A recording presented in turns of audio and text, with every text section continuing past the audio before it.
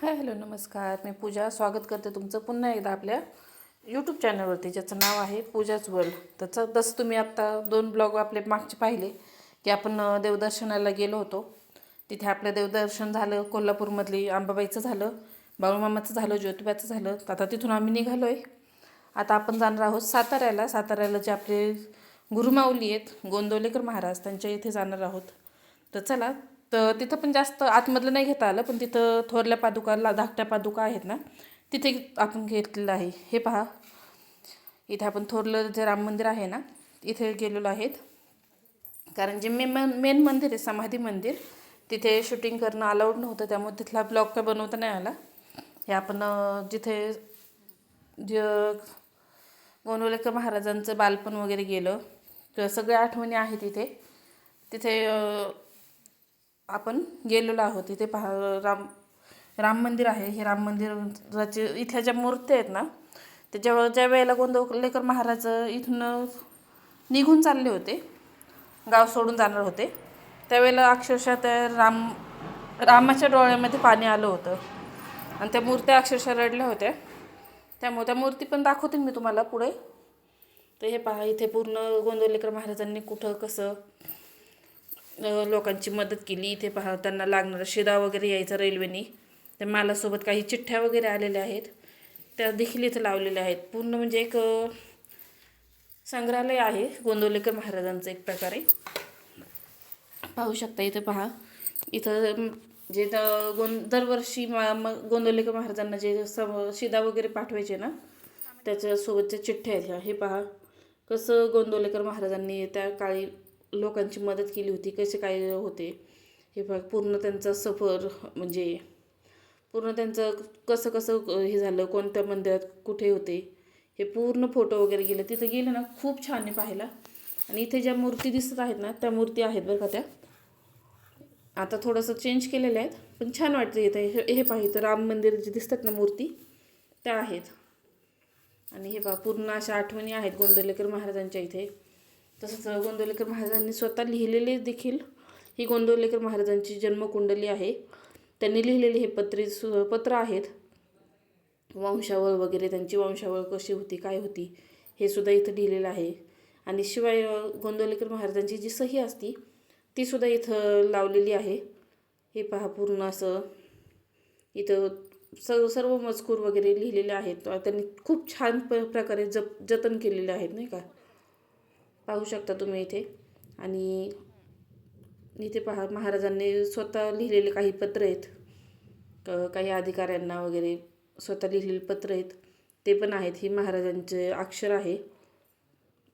आणि इकडे पहा, महाराजां जे भांडी वगैरे वापरत होते, ते भांडी आहेत. आणि हा आहे महाराजांचा घोडा, म्हणजे खरं घरचा नाही, त्यांची मूर्ती तयार केली. आणि त्याच्या शेजारी जी आहे ती सायकल, ती महाराजांची सायकल आहे, नाही का. त्या संग्रहालयामध्ये महाराजांचे कपडे वगैरे सर्व काही आहे. गेले ना, तुम्हाला सर्व पाहायला भेटेल. खूप छान आहे. मंदिरापासून थोडंसं लांब आहे. किती 5 ते 10 मिनटामध्ये तिथं जातं. इथं पहा, महाराजांचा नामकरण विधी झाला होता, त्यावेळेसचं हा एक चित्रवर्णन केलेलं आहे. आता इथं पुढे गेले की इथे विठ्ठल मंदिर आहे. ह्या ज्या विठ्ठल रुक्माईच्या ज्या मूर्त्या आहेत, त्या देखील स्वप्नामध्ये आल्या होत्या. आणि तिथे सांगितलं होतं महाराजांना की आम्ही विहिरीमध्ये आहोत. तेव्हा त्या वेळेला त्या तिथल्या एका माणसाच्या स्वप्नामध्ये गेल्या होत्या ह्या मूर्त्या. आणि तिथं सांगितलं होतं की आम्ही मंदिरामध्ये विहिरीमध्ये आहेत, तिथून आम्हाला बाहेर काढ. तेव्हाच्या ह्या मूर्ती आहेत. खूप छोट्या आहेत, जास्त मोठ्या नाही. आपण तसं पाहतो विठ्ठल रुक्माईचे मंदिर मूर्त्या खूप मोठ्या असतात, पण इथे ही मूर्त्या खूप छोट्या आहेत. 1 ते 1.5 फूट एवढंच असतील, ह्या जास्त मोठ्या नाही आहेत. पण खूप प्रसन्न असं वातावरण आहे. तर पाहू शकता तुम्ही सर्व. आणि हे पाहिजे ज्या मी म्हणलं होतं ना, राम मंदिर मेन, जिथं स्वतः मूर्ती रडल्या होत्या महाराजांसाठी, का महाराज सोडून चालले होते त्यावेळेला, त्या ह्या मूर्ती आहेत. राम लक्ष्मण सीता माता, इथं 3 मूर्ती आहेत इथे. पहा किती छान आहे. आणि हा रोजचा शृंगार आहे. खूप शांत, खूप प्रसन्न असं वाटतं. खूप शांत असं मंदिर आहे. पहा तुम्ही, किती छान वाटतं. मूर्ती असं वाटतं आत्ता बोलतील आपल्याशी, अशा ह्या मूर्ती आहेत. आणि इथे पहा, हनुमान महाराज आहेत. हनुमान जे आहेत इथे समाधी, जी महाराजांची गादी होती ती गादी आहे. याचं पण आम्ही दर्शन घेतलं.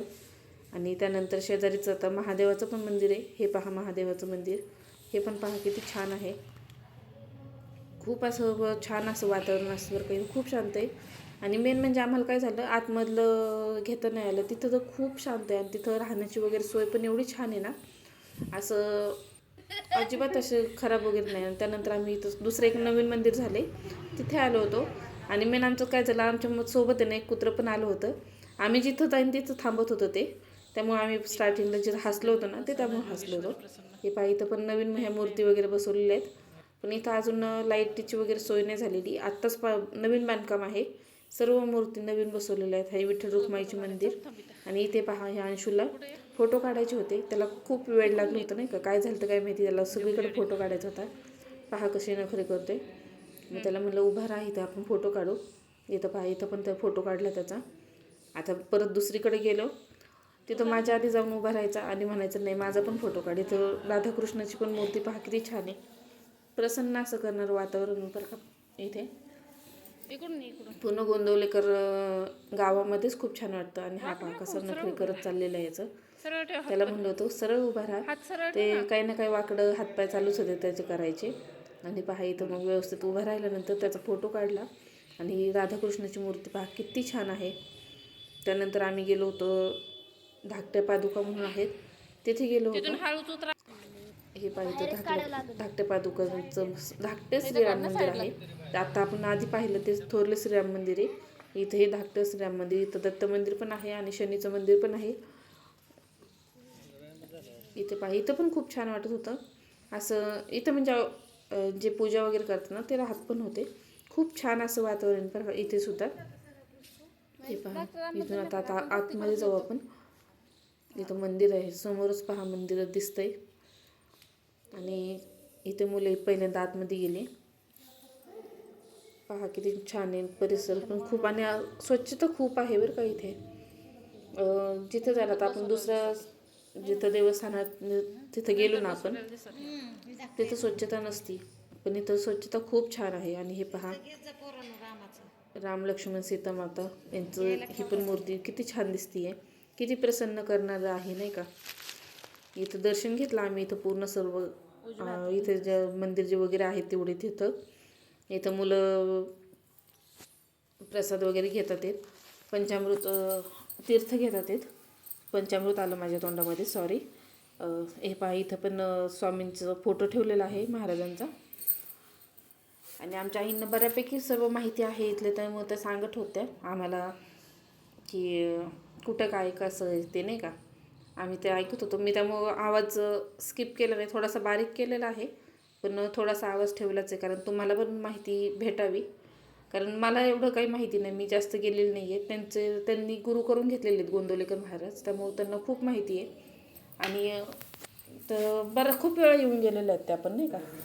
इथे हे पहा अंशूचा फोटो काढला होता. तिथेच पुढं गेलं की महादेवाचं पण मंदिर आहे. हे पण पहा किती छान आहे. इथं म्हणलं जवळून घ्यावं पण जवळून एवढं व्यवस्थित येत नव्हतं, मग पुन्हा लांबूनच घेतला.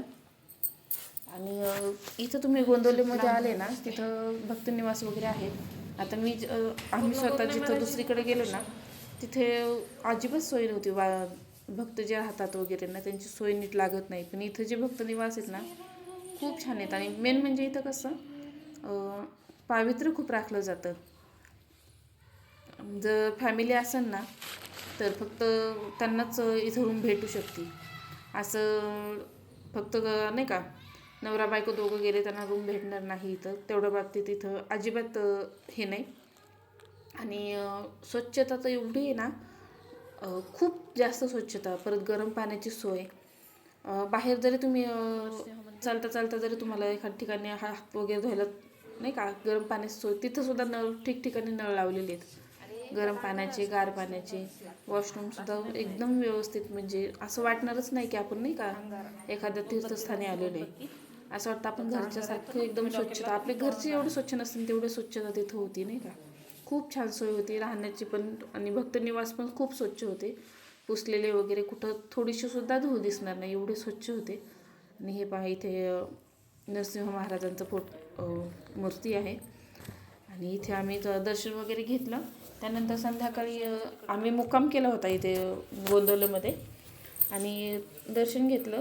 रात्री जेवण वगैरे पण होतं, पण तिथं अलाउड नसल्यामुळे तिथला व्हिडिओ वगैरे काही काढता नाही आला. दुसऱ्या दिवशी पहाटे आम्ही मग काकड आरतीला गेलो होतो. तिथे काकडा वगैरे घालायच्यानंतर किती छान असं फुगडी वगैरे खेळत होते. सगळे माणसंच होते, म्हणजे बायकांचं नाही, बायकांचा लांबच होते, सर्व गडी माणसंच आहेत. आणि खूप असं छान असं भजन वगैरे चाललं होतं त्यांचं. खूप प्रसन्न वाटत होतं, कारण सकाळी उठलो होतो आम्ही 4-5 वाजता जवळपास, आणि खूप छान वाटत होतं नाही का. इथून मग त्या निघालो. आणि आज नेमका आज आहे 12 जानेवारी. आपलं लेट येतो आहे ब्लॉग, खूप लेट येतो आहे. 12 जानेवारीचा दिवस होता हा. आज होता माझा बड्डे, त्यामुळे सकाळ सकाळ महाराजांचं दर्शन करून खूप असं प्रसन्न वाटलं होतं. किती छान असं फुगडी वगैरे ते खेळत आहेत बघा बरं. आणि इथून मग दर्शन वगैरे झालं. त्यानंतर मग आम्ही इथं निघालो आहे. आता इथून पुढे आम्ही आता कुठं जाणार आहे ते पण तुम्ही पाहत राहा. अजून आपले ब्लॉग येणार आहेत. आणि माहिती मला खूप लेट होत आहे, तर असंच आत्तापर्यंत सहकार्य करतात ते असंच सहकार्य पुढं करत राहा. भेटू मग पुन्हा आपण पुढच्या एका ब्लॉगमध्ये. याचाच एका शेवटचा पार्ट येईल. चल बाय मग.